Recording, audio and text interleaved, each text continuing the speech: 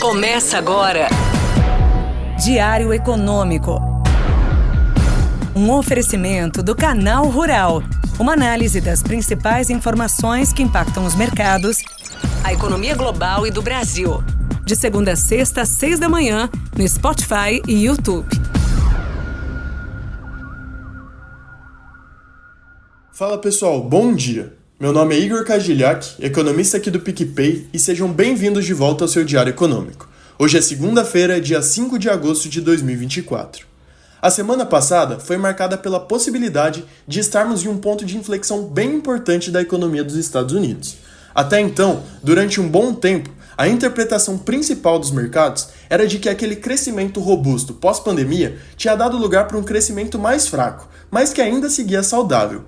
A inflação cadente e o maior equilíbrio do mercado de trabalho, o famoso mandato duplo do Fed, mesmo com os juros altos, vinha sendo muito elogiado por mostrar a possibilidade de um pouso suave, ou seja, sem machucar muito a economia. E foi com esse viés que tivemos a super quarta, com decisões de juros nos Estados Unidos, Brasil e no Japão. E na quinta também tivemos a Inglaterra. Caso você ainda não ouviu ou quer relembrar os principais pontos, volta rapidinho nos episódios anteriores que eu comentei um pouco mais no detalhe. Mas bom, aí saíram alguns dados de atividade e principalmente emprego que vieram bem mais fracos, sugerindo que essa desaceleração talvez esteja sendo maior e mais estrutural, com algumas métricas inclusive sugerindo recessão. O payroll apontou criação de 114 mil trabalhos em julho, contra a expectativa que era de 175 mil, e o mês passado também foi revisado consideravelmente para baixo.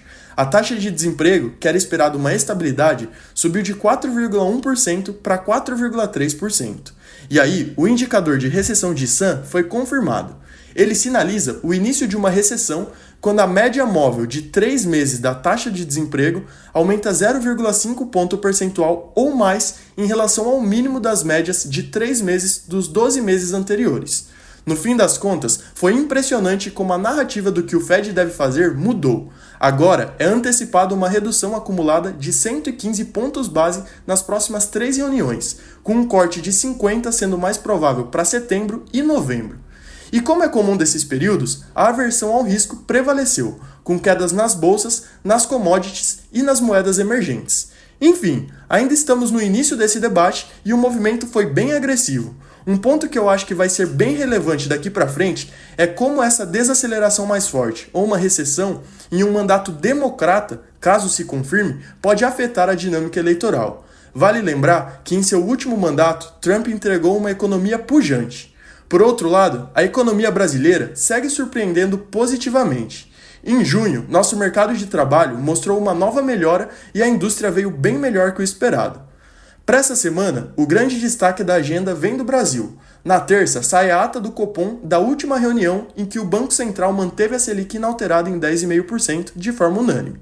A mensagem passada por eles acabou sendo mais dovish do que o esperado, ou seja, para menos juros, mas o balanço de risco, que era simétrico, agora tem mais riscos altistas. Esse documento é bem importante porque vai trazer mais detalhes da decisão e da perspectiva futura.